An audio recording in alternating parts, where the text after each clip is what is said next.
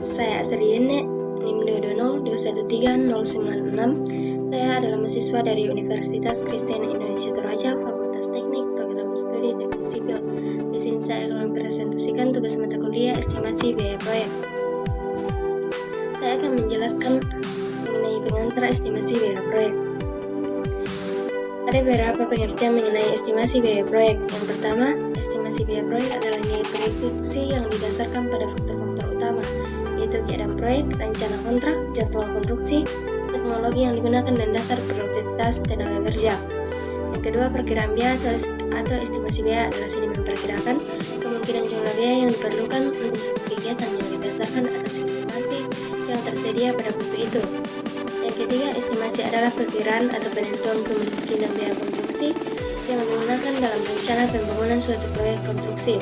Yang keempat, estimasi biaya proyek konstruksi merupakan proses analisis perhitungan berdasarkan pada metode konstruksi, volume pekerjaan, dan ketersediaan berbagai sumber daya, di mana keseluruhannya membentuk operasi pelaksanaan optimal yang membutuhkan pembiayaan. Kemudian ada beberapa faktor yang mempengaruhi dan berkontribusi pada biaya proyek pembangunan, diantaranya yang pertama ada bahan, kedua tenaga kerja, ketiga peralatan, keempat asuransi, kelima overhead, dan yang keenam perkiraan laba.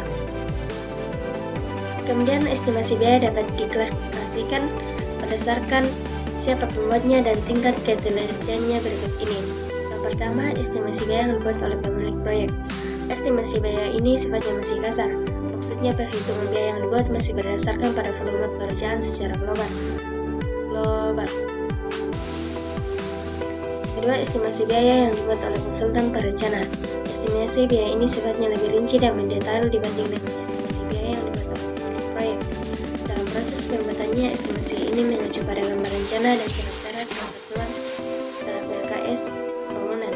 RKS ini adalah rencana kerja dan syarat-syarat. Ketiga, estimasi biaya yang dibuat oleh kontraktor. Estimasi biaya ini bersifat lebih teliti dan rinci lagi dibanding dua estimasi di atas. Karena sebelum membuat estimasi biaya ini, kontraktor telah memiliki kesempatan untuk mempelajari BESTEK atau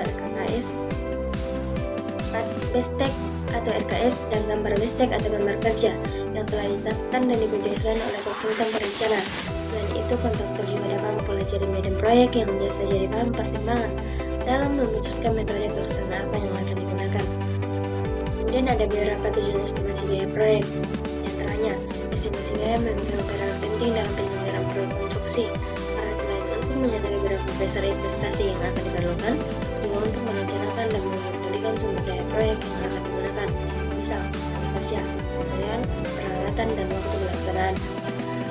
Kemudian dapat menentukan waktu proyek dan besaran biaya, menentukan proyek mana yang akan dikerjakan, dan mampu mempertimbangkan kebutuhan arus kas, dapat menentukan seberapa baik kemajuan suatu proyek.